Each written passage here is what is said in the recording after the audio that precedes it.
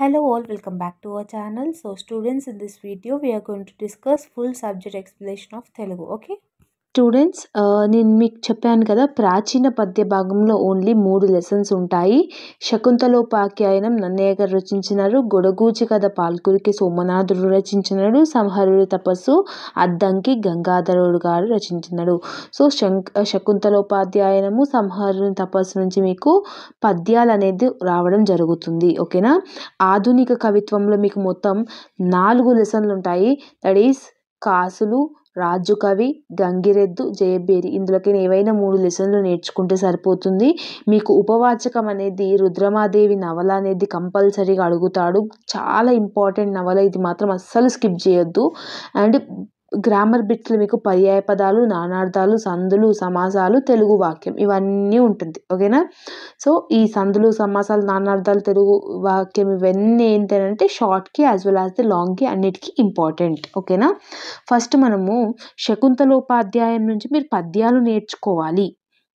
SA answers నేర్చుకోకపోయినా పర్లేదు. ఇందులో first important పద్యం ఏంటంటే విమల యశోనిధి పురుషవృత్వ. ఇది ఏదైతే పద్యం ఉందో, సో ఈ పద్యం అనేది కంపల్సరీగా నేర్చుకోండి, చాలా ఇంపార్టెంట్. నేను శకుంతలోపాధ్యాయం నుంచి ఒక 3 పద్యాలు చెప్తాను, సంహరుడు తపస్సు నుంచి ఒక 2 పద్యాలు చెప్తాను. సో మీరు ఏ లెసన్ ఇప్పుడు శకుంతల నుంచి నేర్చుకుంటున్నారు, పద్యం అటెంప్ట్ చేస్తారు, పార్ట్ బిలో 15 మార్కులు అని అంటే ఆ 3 పద్యాలు నేర్చుకోండి. లేదు సంహరుడు తపస్సులో 2 పద్యాలు నేర్చుకుంటామంటే మీ ఇష్టం. రెండిట్లకేంది 2 లెసన్లకేంది ఏదైనా ఒక లెసన్ నేర్చుకుంటే సరిపోతుందమ్మా. ఓకేనా. ఇలా వాడు మీకు ఎగ్జామినేషన్లో పద్యం అనేది ఇస్తాడు. సో మీరు ఆన్సర్ ఎలా రాయాలి అని అంటే కవి పరిచయం అని పెట్టి, ఇది నన్నయ్య రచించిన ఆంధ్ర మహాభారతంలోని ఆది పర్వం లైక్ చతుర్దశాధ్యాయం నుంచి గ్రహించబడినది. సో ఈ లెసన్స్ నుంచి ఏ పద్యం వచ్చినా కవి పరిచయం అనేది సేమ్, సందర్భం అనేది కూడా కొంచెం సేమ్గానే ఉంటుంది. ఓకేనా. సందర్భం ఏంది, శకుంతల నుంచి వారి చోటుకి పొమ్మన్న ఇట్లా ఈ దుష్యంత మహారాజు శకుంతల ఏవైతే ఉన్నారో, సో ఆ సిచ్యువేషన్కి సంబంధించిన సందర్భం అని చెప్పి ఇది రాసుకోవాలి. సో విమల యశోనిధి అంటే నిర్మలమైన కీర్తికి నిలవైన వాడ. సో ఇట్లా మీనింగ్స్ అనేది రాయండి. సో మోస్ట్లీ అన్ని మీనింగ్స్ కరెక్ట్గానే ఉండాలని అయితే ఏం రూల్ లేదు. సో అందరు ఏం కరెక్ట్గా చెక్ చేయరు. ఓకేనా. తాత్పర్యం అని అంటే ఏం లేదు మా. తాత్పర్యం అంటే ఇప్పుడు ఈ నిర్మలమైన కీర్తి, నిలవైన వాడ, వేదాలు, భూమి, నీరు, అగ్ని ఇవన్నీ కలుపుకుంటూ ఒక పారాగ్రాఫ్గా రాస్తే తాత్పర్యం అయిపోతుంది. కవితా విశేషం రాస్తే రాయండి, లేకపోతే లేదు, నో ప్రాబ్లం. సో పద్యం ఇచ్చి ప్రతిపదార్థం రాయమన్నప్పుడు కవి పరిచయం, ప్రతిపదార్థం అండ్ భావం, తాత్పర్యమైన భావం అన్న ఒకటి, ఈ 3 కంపల్సరీగా రాయాలి 15 మార్కులకి. సో ఇది ఈ లెసన్ నుంచి ఇది ఒకటి ఫస్ట్ది. నెక్స్ట్ సెకండ్ ఇంపార్టెంట్ ఏంటి అని అంటే విపరీత పరిభాషలేమిటికి శూర్వనాథ. ఇది సెకండ్ ఇంపార్టెంట్ పద్యం అనమాట శకుంతలోపాధ్యాయనం నుంచి.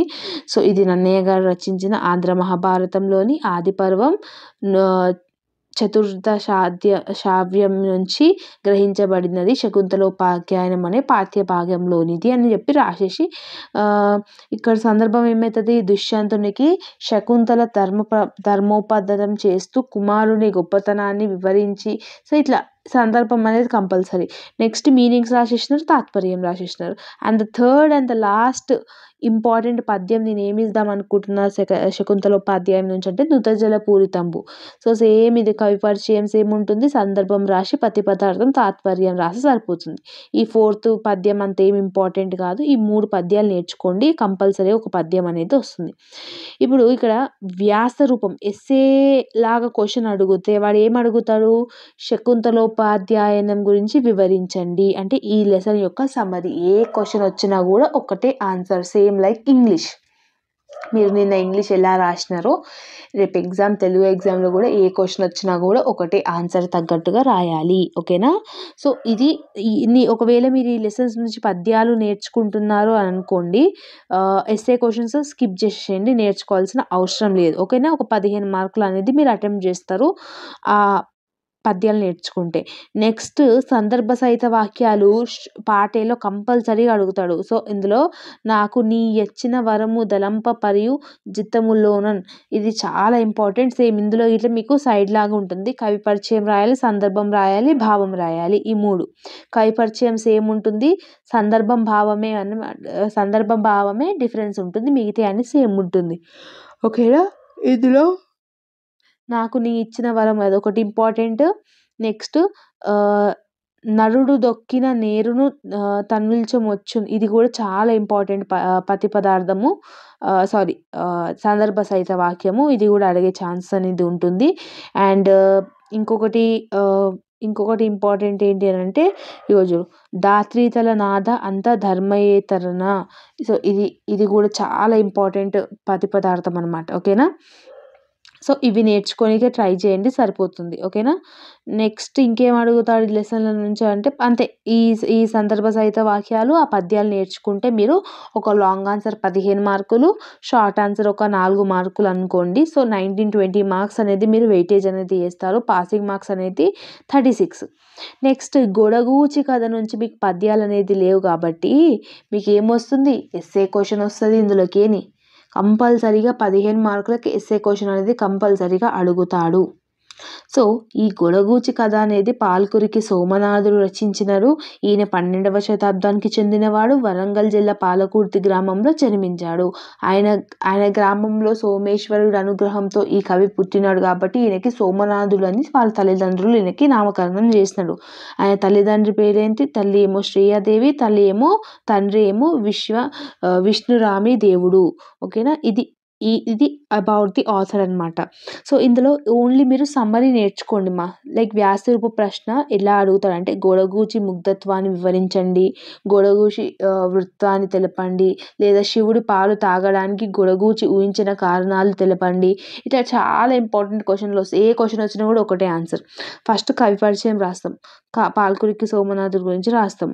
సో బసవ పురాణంలో పాల్కురికి సోమనాథుడు చెప్పిన ముగ్ధ భావాలకు కథలో గొడగూచి కథ ఒకటి. సో బసవ పురాణంలో ఒక పురాణంలో ఈ పాల్కురికి సోమనాథులు ఒక కథ చెప్పినారు. అన్నో కథలలో ఈ గొడగూచి కథ అనేది ఒకటి. అంటే ముగ్ధ అంటే ఉదయాన్నే యవ్వనం కలది అని అర్థం. అంటే గొడగూచి 12 సంవత్సరాలు వయసు గల బాలిక అన్నమాట. సో గొడగూచి అనేది ఒక అమ్మాయి, 12 years old అమ్మాయి అన్నమాట. సో గొడగూచి పాత్రలో పాల్కురికి సోమనాథుడు చిన్నపిల్లల ముగ్ధత్వాన్ని చక్కగా రూపు కట్టించారు. గొడగూచి తండ్రి నిత్యం ఆ ఊరిలో శివుడికి కంచెడు పాలు నైవేద్యం పెట్టేవాడు. గొడగూచి అనేది అమ్మాయి, వాళ్ళ డాడీ ఏమో పూజారి, ఆయన ఎప్పుడు రోజు శివుడికి పాలు అనేది పెట్టినాడు. సో గొడగూచి తండ్రి శివదేవుడు. సో గొడగూచి వాళ్ళ తండ్రి పేరు ఏంటి, శివదేవుడు అంట. అతడు గొప్ప శివభక్తుడు అనమాట. శివుడు అంటే చాలా ఇష్టం అనమాట. సో అతను ఒకసారి భార్యతో కలిసి వేరే ఊరికి వెళ్తున్నప్పుడు తన కూతురికి ఏం చెప్పినాడు, శివుడికి పాలు పోయాలి, సో మర్చిపోకుండా పోయాలి శివుడికి అని చెప్పి వెళ్ళిపోయినారు అనమాట. భార్య తన మమ్మీ డాడీ ఏం చేసినారు, వేరే ఊరిలో పాలు ఉంటే వెళ్ళినారు. గొడగూచి తండ్రి చెప్పినట్టు ఏం చేసింది, ఆవు పాలను తీసుకొచ్చి కంచెడి గిన్నెలలో పోసి శివుడి దేవుని గుడికి పోయి తాగు అని చెప్పింది. సో శివలింగం ఆ పాలను స్వయంగా తాగుతుందని ఆమె ముగ్ధత్వాన్ని భావించింది. శివుడు ఆ పాలను తాగపోయేసరికి అందులో ఆందోళన పడింది. తాగమని శివుణ్ణి వేడుకుంది. సో తండ్రి ఏమన్నాడు, శివునికి పాలు పోసి పెట్టు అని అన్నాడు. సో గొడగూచి ఏమనుకుంది, శివుడు నిజంగానే పాలు వచ్చి తాగుతాడేమో అని చెప్పేసి మంచిగా ఆవు దగ్గరికి పోయి పాలు ఇట్లా అన్నీ చేసేసి పాలు ఇట్లా అన్నీ తీసుకొని ఆలయానికి పోయి శివునికి తాగమని చెప్పింది. శివుడు తాగుతలేడు. సో ఈమె ఆందోళన పడ్డది అన్నమాట. టెన్షన్ అయిందంటే ఎందుకు తాగుతలేడు అది ఇది అనేసి. సో ఇలా టెన్షన్ అయినాక గొడగూచి అనేది ఏమైంది, సాడ్ అయిపోయింది. సో గొడగూచి ముగ్ధత్వం అంటే చిన్నపిల్లలి మనస్తత్వం. సో చిన్నపిల్లలి మనస్తత్వం ఎట్లా ఉంటుంది అంటే నిజంగానే బాధపడిపోతాడు. సో ఆ శివుడు ఆ పాలు తాగపోవడానికి కారణాలు ఏమేమి ఉండొచ్చు, ఎందుకు తాగలేడు, శివుడు వరుసగా ప్రశ్నలు వేసింది. శివునికి ప్రశ్నలు వేసిందంటే నేనేమైనా తప్పు చేసినా, నువ్వు ఎందుకు తాగుతలేవు, నేను తెచ్చిన పాలు నేను చిన్నపిల్లని తాగుతలేవా, లేదంటే నేనేమైనా తప్పు చేసినా మా డాడీ పెడితేనే తాగుతావా అని చెప్పి కొన్ని ప్రశ్నలు వేసింది. శివుడు కావాలంటే గుజ్జు ఓరియమా పోలేలు నెయ్యి కలకందము తెచ్చి ఇస్తానని ముగ్ధత్వంతో శివుని ఆశ పెట్టింది. సో శివుడు అయినా కూడా ఏమీ రెస్పాన్స్ అవుతలే అని చెప్పి నీకు మంచిగా వేరే వేరే వంటకాలు తెస్తాను, నెయ్యి తెస్తాను, పోలేలు తెస్తాను అండ్ ఇట్లా కలాకండలు ఇలాంటి చాలా అన్ని ఫ్రూట్స్ వెజిటబుల్స్ అన్నీ తెచ్చి పెడతాను నీకు తాగు అని శివునికి ఇట్లా ఆశ పెట్టినట్టు చేసింది. కానీ అయినా కూడా శివుడు పాలు తాగలేడు. సో పాలు తాగపోవడానికి కారణాలు ఏంటి? ఓ లింగమూర్తి పాలు కాచడం చాలా లేదా? సో పాలు చల్లారలేదా? పాలు కమ్మని వాసన వస్తలేవా? పాలు గలీజ్గా ఏమైనా ఉన్నాయా? అశుభ్రంగా ఉన్నాయా? విరిగిపోయినాయా? నేను చిన్నపిల్లలను తాగుతలేవా? పాలు తాగేదానికి పొద్దెక్కిందా? ఇంకా టైం కాలేదా నీకు పాలు తాగేదానికి? పాలు వేడిగా ఉన్నాయా? పాలలో నీళ్ళు కలిసినాయా? ఇది చాలా డిఫరెంట్ టైప్స్ ఆఫ్ క్వశ్చన్స్ అనేది వేసింది. సో అరగింపు పెట్టడం నాకు చేత కాదా? ఆవు పాలు కట్టినవి అని కాదా? సో ఇవన్నీ క్వశ్చన్స్ అన్నీ అడిగింది. ఇవన్నీ మీరు ఆన్సర్స్లో ఎక్స్ప్లెయిన్ చేయాలి. సో చిన్నపిల్లలి మనస్తత్వం ఎట్లుంటుంది? సో చిన్నపిల్లలు ఏమంటారు వాళ్ళు నిజంగానే శివుడు వచ్చి పాలు తాగుతాడేమో. ఓకే, పాలు గ్లాసులో నిండుగా లేకపోయినా వేడిగా ఉన్నా తాగరు. పాత్ర శుభ్రంగా లేకపోతే తాగరు. ఆ విషయాలు గొడగూర్చి శివుణ్ణి అడిగింది. సో నేను గిన్నె గిట్ట ఏమంత కరెక్ట్గా తోమలేనా? పాలు ఏమైనా విరిగిపోయినాయి? ఇవన్నీ తన మిస్టేక్ ఏదైనా ఉందేమో అని చెప్పేసి శివునికి డిఫరెంట్గా వే ఆఫ్ డిఫరెంట్గా అడిగింది అనమాట. పిల్లలు పాలు తాగకపోతే పెద్దవారు వారికి ఏదో ఒక పెడతామని ఏదో ఇచ్చి పంపిస్తామని తాగమని బ్రతిమలాడతాడు. గొడగూచి కూడా అలాగే శివుని బుజ్జగిచ్చిందనమాట. సో నీకు అది తెచ్చిస్తా, నీకు ఇది తెచ్చిస్తా, నా బంగారు కొండగా తాగు, నీకు నెయ్యి తెచ్చిస్తా, నీకు పరమాన్నం తెచ్చిస్తా, పూలలు తెచ్చిస్తా, ఇట్లా డిఫరెంట్గా ఆశ పెట్టింది. అయినా కూడా శివుడు ఏం చేసిండు? ఏం తాగలేడు. శివునికి ఎంత ఆశ పెట్టినా కూడా శివుడు ఏం కదులుతలేడు, మెదులుతలేడు. సో శివుడు బాగా పేచి పెడితే తమ ఇంటికి బంధువులు తెచ్చి వస్తాలని పెద్దలు వారిని ఊరడిస్తారు. గొడగూచి కూడా అంతే. సో నీకు ఈ పాలు తాగితే నీకు బొమ్మలు తెచ్చిస్తా, ఆటలు ఆడుకునేవి తెచ్చిస్తా, పండ్లు తెచ్చిస్తా అని శివునికి చెప్పింది. గొడగూచి శివుడిపై కోప్పడడం, అరవడం, నేల మీద కాళ్ళు తాడించడం అంటే కింద వాళ్ళు కూడా ఏడ్చిందనమాట. పాలను తాగుతలే నేను చెప్పిన దానికి ఎందుకు సమాధానం చెప్తలేవు నువ్వు అని బుజ్జగించింది, కోప్పడింది, వాదించింది, వేధించింది, గొంతెత్తి పిలవడం, కారణాలు చెప్పమని విసుక్కోవడం, చిరాకు పడడం, ఇవన్నీ ఎన్నో చిన్నపిల్లలు ఏవైతే చేష్టలు చేస్తారో ఇవన్నీ గొడగూచి అనేది చేసింది.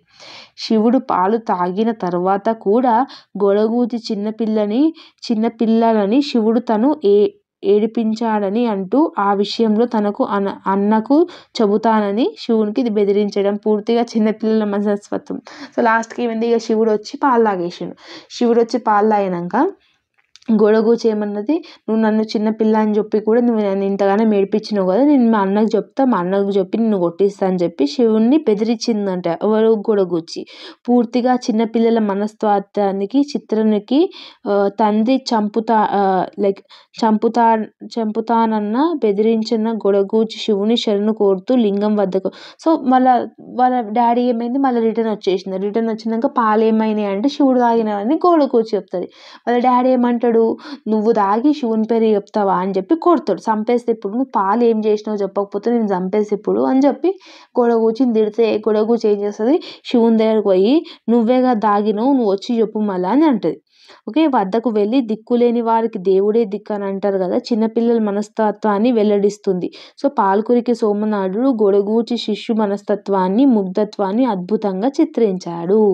సో అట్లా శివుని దగ్గరికి పోయి, సో ఇంతగా నువ్వే తాగినావు, నా పేరు ఇప్పుడు ఎందుకు అట్లా బ్లేమ్ చేస్తున్నావు, సో నువ్వు తాగినావు కాబట్టి నువ్వు వచ్చి చెప్పు నేను తాగినా అని చెప్పేసి అని చాలా ఇట్లా డిఫరెంట్గా అడుగుతుంది అనమాట.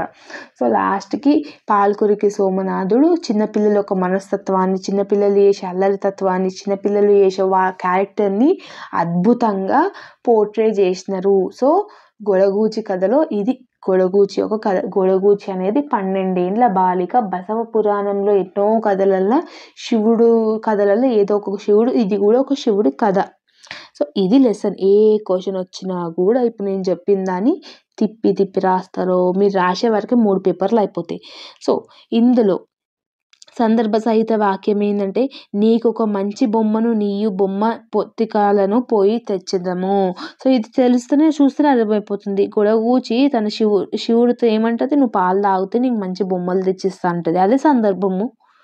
సో ఇక్కడ ఏముంది, గొడగూచి తండ్రి శివదేవుడు తాను నిత్యం శివుడికి నైవేద్యంగా పాలను ఆరగింపు పెట్టేవాడు. తాను తన భార్యతో పొరుగురికి వెళుతూ తన చిన్న కూతురైన గొడగూచి నిత్యం శివుడికి నైవేద్యంగా పాలను ఇవ్వమని ఊరి నుంచి వచ్చేటప్పుడు కొన్ని బొమ్మ పొత్తికలను తీసుకొస్తానని గొడగూచితో చెప్పిన భావం ఇది.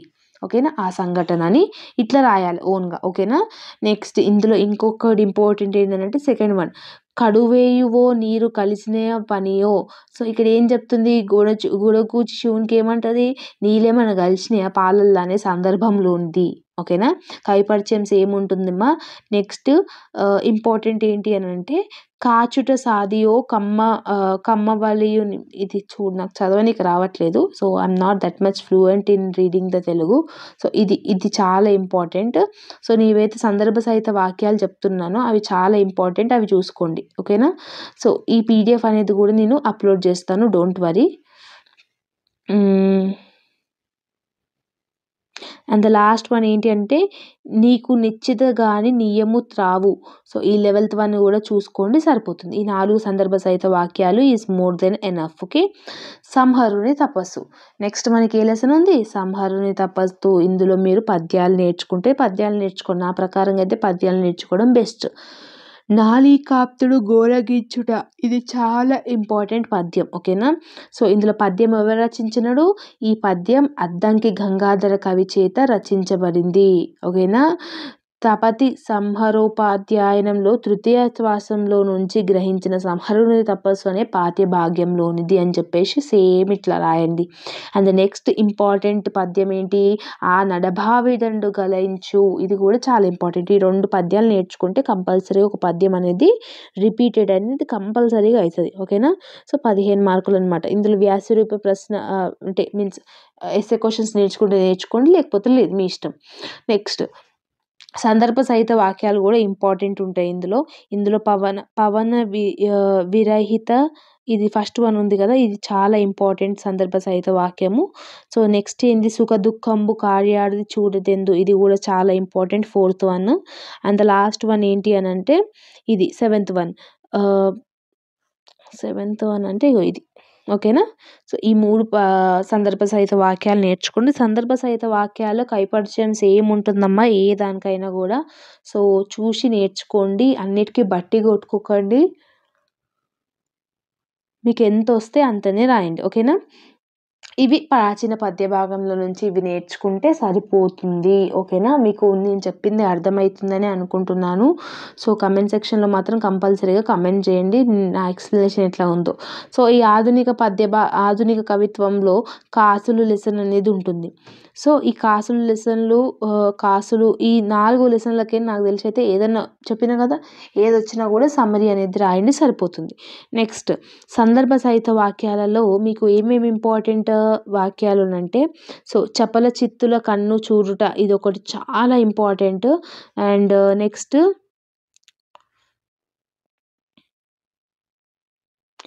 ఈ 6th వన్ చాలా ఇంపార్టెంట్, ప్రేమ పెంచుక పెరుగునే, ఇది ఇంపార్టెంట్.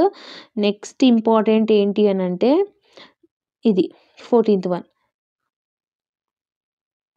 నా పదవి వేపుల రెన్ని కెక్కడ. సో ఇది కూడా చాలా ఇంపార్టెంట్. ఈ 3 సందర్భ సహిత వాక్యాలు నేర్చుకోండి, సరిపోతుంది. నెక్స్ట్ రాజు కవి లెసన్ అనమాట. రాజు కవి లెసన్ ఇది కూడా చాలా ఈజీ లెసన్. సో ఇది గుర్రం జాషువా గారు రచించినారు. ఏ క్వశ్చన్ వచ్చినా కూడా లాంగ్ ఆన్సర్కి ఒకటే ఆన్సర్ అనమాట. సో ఓకేనా. ఈ సమ్మరీ ఒకసారి చదవండి. ఏముంది,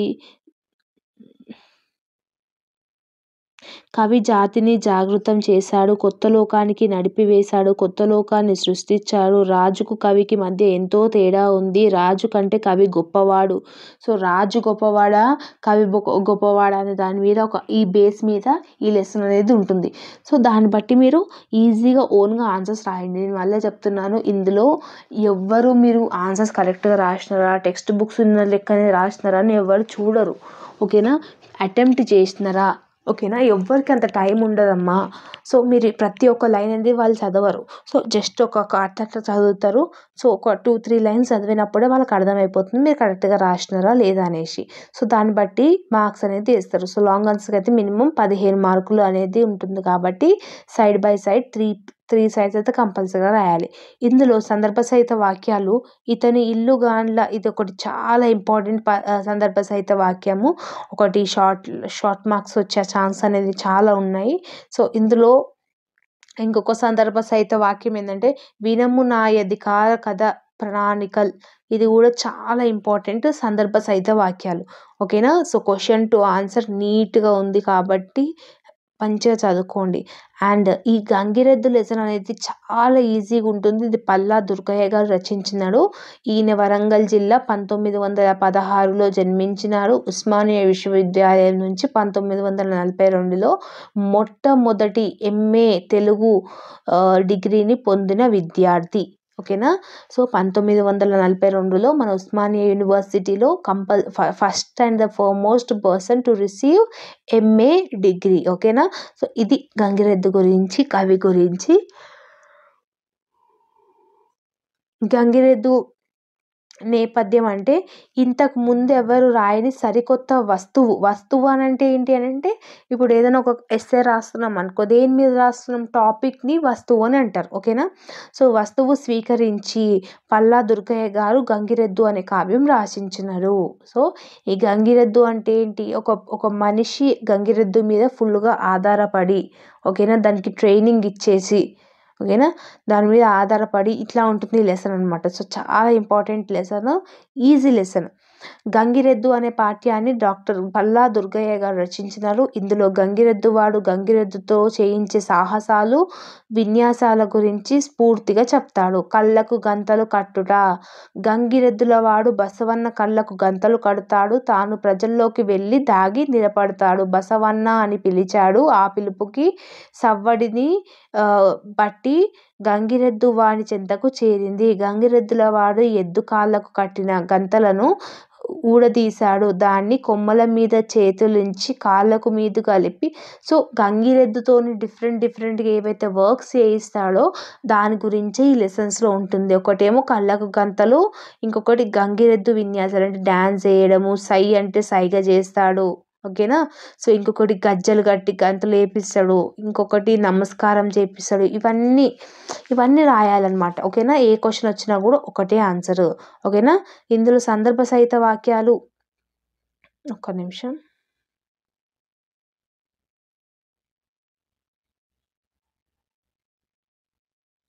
ఇందులో సందర్భ సహిత వాక్యాలు అంటే ఇది చాలా ఇంపార్టెంట్.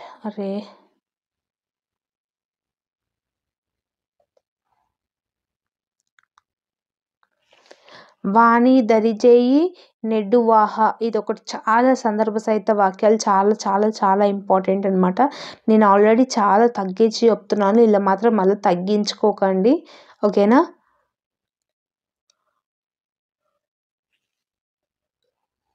నెక్స్ట్ లాస్ట్ లెసన్ ఏంటి అంటే జయభేరి. ఈ జయభేరి అనేది శ్రీశ్రీ గారు రచించారు. ఈయన 1910 విశాఖపట్నంలో జన్మించాడు. 1931లో BA డిగ్రీ చదివి రేడియో పత్రికల్లో వివిధ రంగాల్లో అనేక ఉద్యోగాలు చేశారనమాట. సో ఇది ఆథర్ గురించి కొంచెమే రాయండి. సో ఎక్కువ సోది రాయకండి. ఓకేనా. సో లెసన్స్ గురించి ఎక్కువ కాన్సన్ట్రేట్ చేయండి. సో ఈ జయభేరి లెసన్లో ఏమైతే ఉన్నాయో అవన్నీ గురించి మీరు తెలపండి. ఓకేనా. నాకు తెలిసి అయితే ఈ జేబీఎల్ లెసన్స్ మీరు చాయిస్కి ఇస్తే బెటర్ అని నా అభిప్రాయం. మీకు లెసన్ కొంచెం అర్థం కానట్టుగానే ఉంటుంది. సో దానికి బదులు కాసులు, రాజు కవి, గంగిరెద్దు ఈ 3 లెసన్లు నేర్చుకొని సరిపోతుంది. సందర్భ సహిత వాక్యాలు అయితే ఇది ఒకటి నేర్చుకొని సరిపోతుంది. ఓకేనా. ఈ 3 క్వశ్చన్లకి ఒకటే సందర్భ సహిత వాక్యం కాబట్టి ఇది చాలా ఇంపార్టెంట్ అనమాట. ఇది ఒకటి నేర్చుకోండి. ఓకేనా. నెక్స్ట్ లాస్ట్ ఉపవాచకం మీకు ఏముంది ఇక్కడ, రుద్రమదేవి నవల అనేది ఉంది అనా.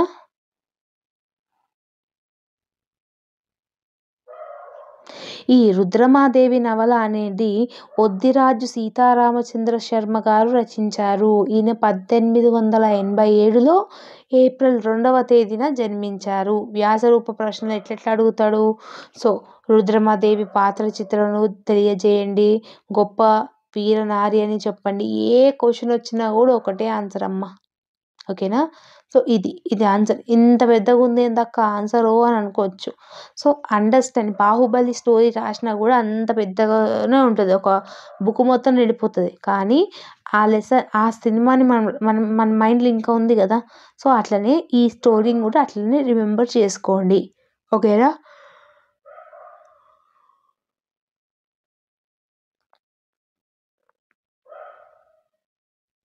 స్టోరీ లాగా నేర్చుకుంటే మీకు ఈజీగా అర్థమైపోతుంది. ఓకేనా? దాన్ని బై హార్ట్ చేయడం కన్నా. ఓకేనా?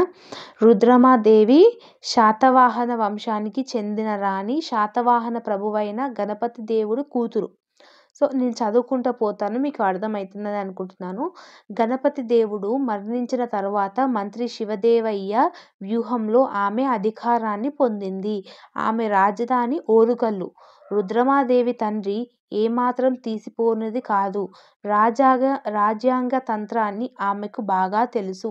ఆలోచనలో ఆమెనే సాటి. న్యాయమే పాటించాలని పాలకురాలు. ఆర్తుల మీద ఆధారం చూపేది. ఆర్తులు అంటే ఎవరికైతే పూర్ పీపుల్ ఉంటారో వాళ్ళ మీద ఎక్కువ దృష్టి అనేది పెట్టేది. శత్రువుల ఎదుల మాత్రం కార్యాన్ని ప్రదర్శించేది. రుద్రమాదేవి పుత్రులు లేరు, ఇద్దరు కూతుర్లే. ఒకరు మామిడమ్మ, రెండవరు రుమాయమ్మ. మామిడమ్మకు చాళుక్య వంశానికి చెందిన వీరభద్రరాజుకు. సో ఈ రుద్రమాదేవికి అనేది కొడుకులు ఎవరు లేరు, ఇద్దరు కూతుర్లే. కూతుర్ల పేరు రాసినారు, కూతురు వాళ్ళ అల్లుడి పేర్లు కూడా రాసినారు. ఈమెకి వివాహం, వాళ్ళ కూతుర్లను ఇచ్చి వివాహం చేసింది. అల్లుండ్రులను ఇద్దరును తన వద్దనే ఉంచుకొని రాజ్యంలో పదవులు ఇచ్చింది. కూతుర్లకు సంతానం లేదని చింత ఆమె ఎప్పుడూ బాధిస్తుంది. సో కూతుర్లకు కూడా సంతానం లేకుండా ఉందని చెప్పి ఆమె చాలా బాధపడుతుండే. రుద్రమాదేవి ఓరుగల్లు పాలించే కాలంలో దేవగిరి మహాదేవరాజు పాలించేవాడు. అతడు కొంకనాద దేశానికి జయించి చక్రవర్తి అనే బిరుదుని పొందాడు. రుద్రమాదేవిని జయించి కాకతీయుల సామ్యతను చేసుకోవాలని. సో ఈయన ఏం చేసినాడు, ఇట్లా పోరాటాలు అవుతాయి కదా. సేమ్ నాకైతే ఈ స్టోరీ విన్నప్పుడైతే బాహుబలి స్టోరీ కనిపిస్తుంది అబ్బా. సేమ్ అట్లనే ఉంటుంది. సో ఈ పీడిఎఫ్లో ఉన్న ఆన్సర్ ఒకసారి చదువుకుంటూ వెళ్ళండి, మీకు ఈజీగా అర్థమవుతుంది. నా ప్రకారంగా అయితే వాళ్ళు ఏం అడుగుతారంటే రుద్రమాదేవి గురించి అడుగుతాడు. సో రిమైనింగ్ మీరు స్టోరీ తెలుసుకొని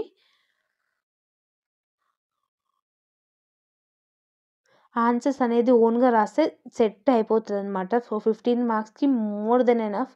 సో ఇంతగానం ఇక్కడ ఎన్ని క్వశ్చన్లు ఇచ్చినారు చూస్తున్నారా? 13 క్వశ్చన్లు ఇచ్చినారు. ఈ 13 క్వశ్చన్లు నేర్చుకోవాల్సిన అవసరమే లేదు నా ప్రకారంగా అయితే. జస్ట్ ఆ లెసన్లో ఏమేమి ఉన్నాయి, స్టోరీ ఏంటి అనేది నేర్చుకోండి. ఒక్కసారి మీరు వన్స్ చదువుకుంటే, లేదంటే యూట్యూబ్లో వేరే ఛానల్స్ వాళ్ళు పెట్టినా కూడా మీకు ఈజీగా అర్థమైపోతుంది. ఓకేనా? And the last one is ఈ సమ్మరీ నేర్చుకుంటే ఒకటి 15 మార్కులు, ఒకటి 4 మార్కులు అటెంప్ట్ చేస్తారు. సో ఇక్కడికే మీకు చాలా ఫుల్ మార్క్స్ అనేది అటెంప్ట్ చేసినట్టే ఉంటారు. సో లాస్ట్ మీకు భాషా భాగాలు అంటే గ్రామర్ పార్ట్. ఓకేనా? ఈ గ్రామర్ పార్ట్లో మీకు ఫస్ట్ వ్యాకరణం అనేది ఉంటుంది. లైక్ వ్యాకరణం అని అంటే గ్రామర్ పార్ట్ అని అర్థం. సో ఇందులో మీకు నామవాచకం, సర్వనామం, విశేషం, క్రియ, అవ్యయం. నామవాచకం అని అంటే పేర్లతో కూడింది, లైక్ నౌన్స్ అన్నమాట. ఓకేనా? ఉదాహరణకు రాముడు, శివాని, రాజు ఇట్లాంటివన్నీ ఏంటి పేర్లు. ఇంకొకటి హైదరాబాద్, ఇండియా, భారతదేశం ఇవన్నీ ఏంటి ప్లేసెస్ నేమ్స్, అవి కూడా నేమ్సే కదా.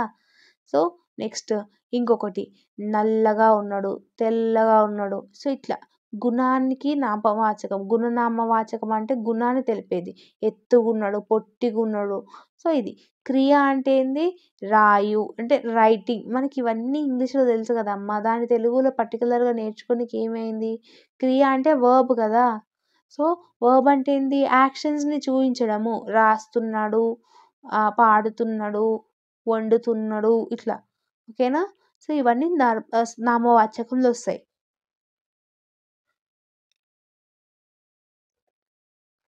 సర్వనామంలో ఏమేమొస్తాయి? సర్వనామం అంటే నామవాచానికి అంటే ప్రొనౌన్ అనమాట.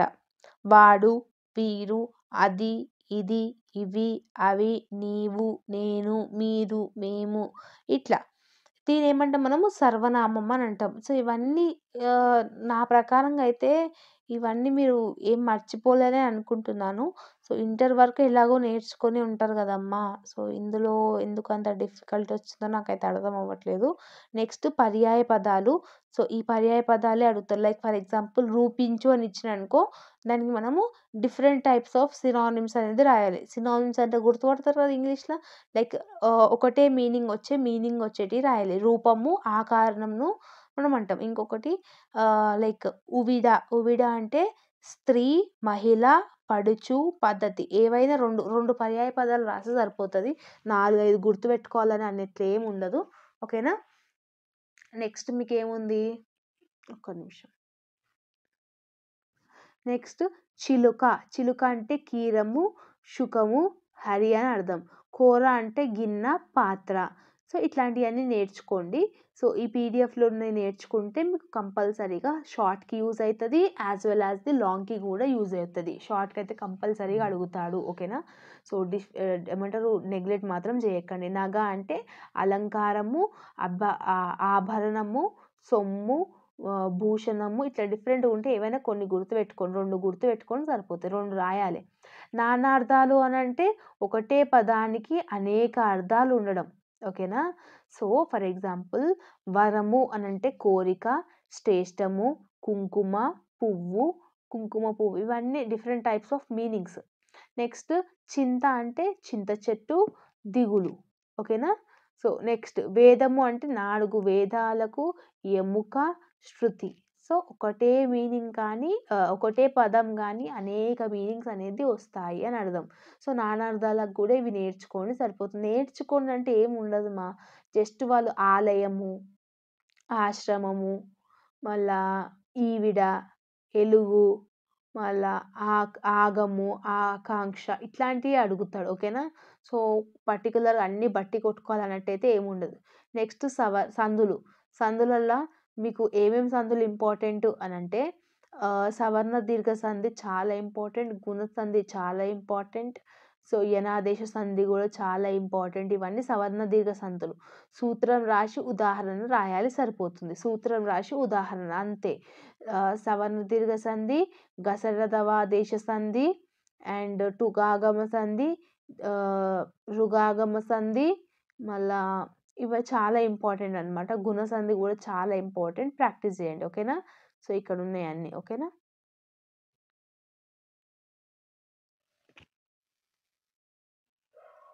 నెక్స్ట్ సమాసాలలో మీకు పూర్వకాలం, అర్ధరాజ్యం, మధ్యాహ్నం. పూర్వ దాంట్లో మీకు ఏమేమి ఉంటాయి?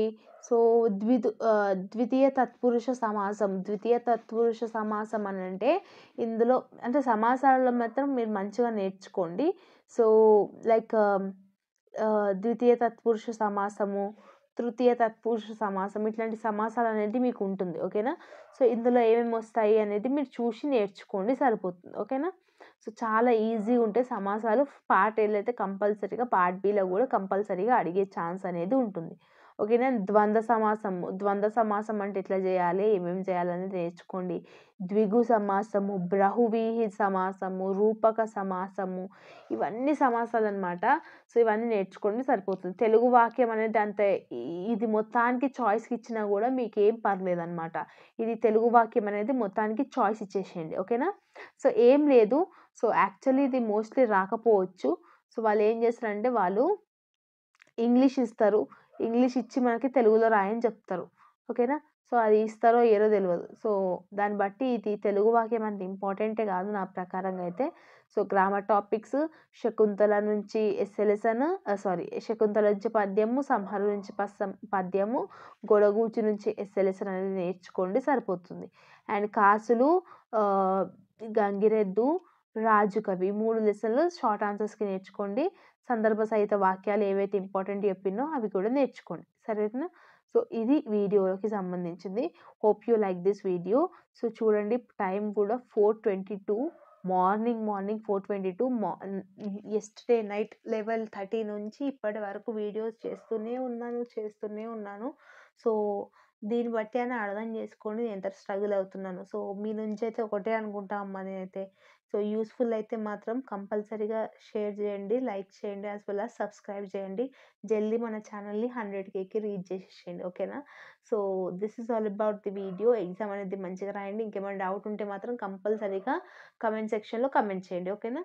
Once again all the very best students. మంచిగా రాయండి. ఎగ్జామ్ రాసినాక క్వెషన్ పేపర్ ఎట్లా వచ్చిందో కూడా నాకు చెప్పండి. See you all in the next video. Bye bye. Do your best in the examination all. Okay? Good luck and good night.